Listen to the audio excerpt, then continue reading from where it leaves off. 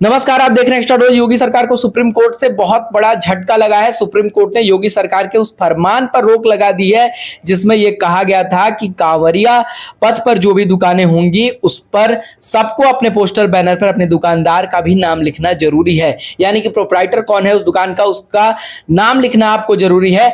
और यूपी में देखा गया था कि लगभग दुकानों पर नाम भी चिपका दिए गए थे, यानी कि पोस्टर बैनर जो लगा दिए गए थे। सिर्फ दुकानों पर है नहीं, ठेलों पर भी यह आदेश था और ठेले वाले भी अपने अपने दुकान ठेले पर अपने दुकान का नाम और या तो फिर उसका मालिक कौन है, कौन ठेले को लेकर चला रहा है, उसका नाम सबने लिखकर लगा लिया था। यह मांग अब बिहार तक पहुंच गई थी और बिहार में भी मांग हो रहा था कि योगी सरकार के इस फैसले को लागू किया जाए। बहुत सारे दुकानदारों ने, गया से ऐसी तस्वीरें आई जहां फल के दुकानदारों ने अपने नाम लगा लिए थे कि उनके दुकान का नाम क्या है और दुकानदार कौन है, इसके नाम लग चुके थे। लेकिन सुप्रीम कोर्ट ने कहा है कि सिर्फ खाना बताइए, सामान क्या है वो बताइए, पहचान बताना जरूरी नहीं है कि दुकान किसकी है। यानी कि सुप्रीम कोर्ट ने साफ कह दिया है कि योगी सरकार का जो ये फरमान है वो ठीक नहीं है। और सुप्रीम कोर्ट की तरफ से ये बिल्कुल आदेश दिया गया है कि इस पर रोक लगाई जाए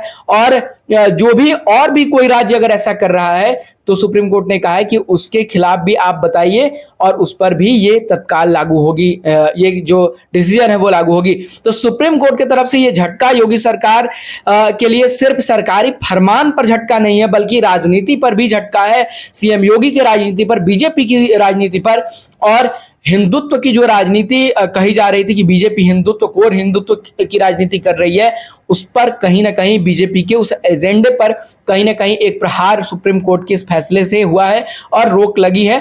तो कहीं ना कहीं बीजेपी को अब सोचना होगा कि वो फिर से नई क्या जो रणनीति इस पर बनाएगी और इस पर अब विरोधियों के सवालों के जवाब भी देने होंगे, क्योंकि विरोधियों को तो पहले से भी विरोधी ये कह रहे थे कि भाई ये डिसीजन ठीक नहीं है। और अब सुप्रीम कोर्ट की तरफ से जो फैसला आ गया तो विरोधियों को तो एक हथियार मिल गया आप पर निशाना साधने के लिए, एक उन्हें पुख्ता पूरा सबूत मिल गया कि भाई देखिए हम सबूत के साथ कह रहे हैं, क्योंकि सुप्रीम कोर्ट ने जो डिसीजन दिया है वो डिसीजन हमारे पास है और उस डिसीजन के साथ हम ये कह रहे हैं कि योगी सरकार ने जो कहा और जो किया वो बिल्कुल गलत था।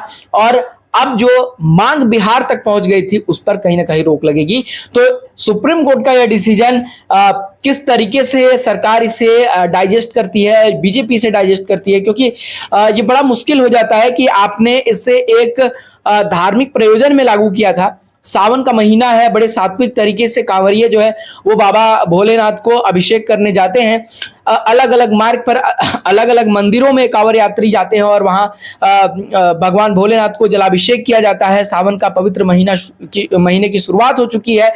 तो कहीं ना कहीं जो कहा जा रहा था बीजेपी के समर्थकों की तरफ से, बीजेपी की तरफ से, सरकारी जो लोग थे उनके तरफ से जो ये कहा जा रहा था कि ये सब कुछ एक जो भक्त होता है जो बाबा भोलेनाथ को अभिषेक करने जा रहा है उसके सात्विकता के लिए, उसके प्रामाणिकता के लिए, और वो क्या खा रहा है, कहां से वो चीजें खरीद रहा है, इसको लेकर है। बीजेपी के जो समर्थक है उनका कहना है कि सरकार ने ये नहीं कहा है, सरकार ने किसी से अपील नहीं की है कि आप इस व्यक्ति के वाले नाम के दुकान से आप सामान मत खरीदिए।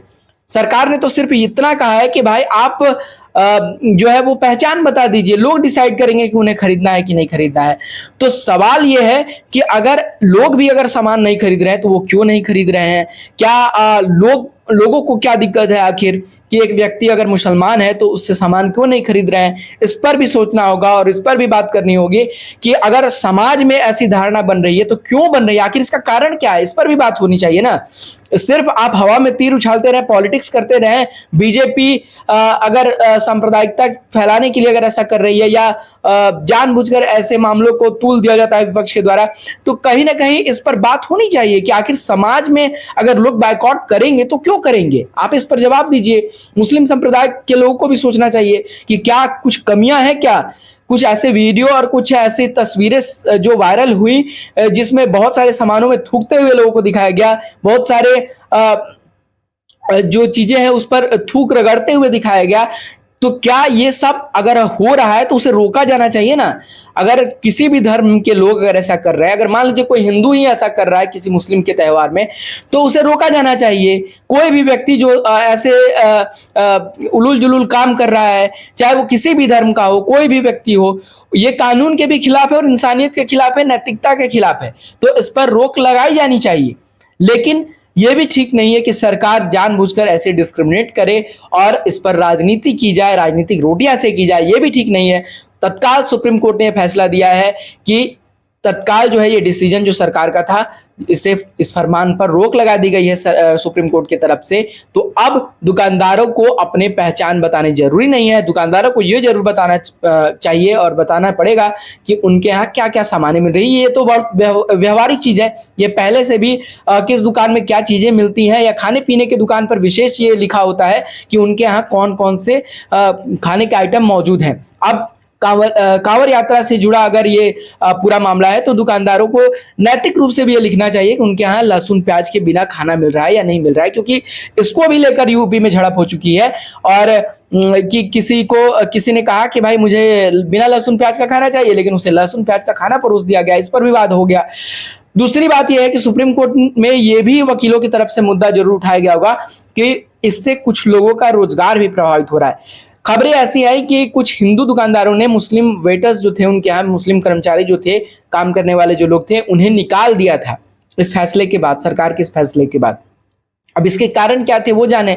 सरकार उनका भी ये कहना था कि प्रशासन की तरफ से आदेश है, लेकिन सवाल ये है कि अगर ऐसे किसी खास वर्ग को टारगेट करके किया जाता है तो ये वाकई गलत भी है।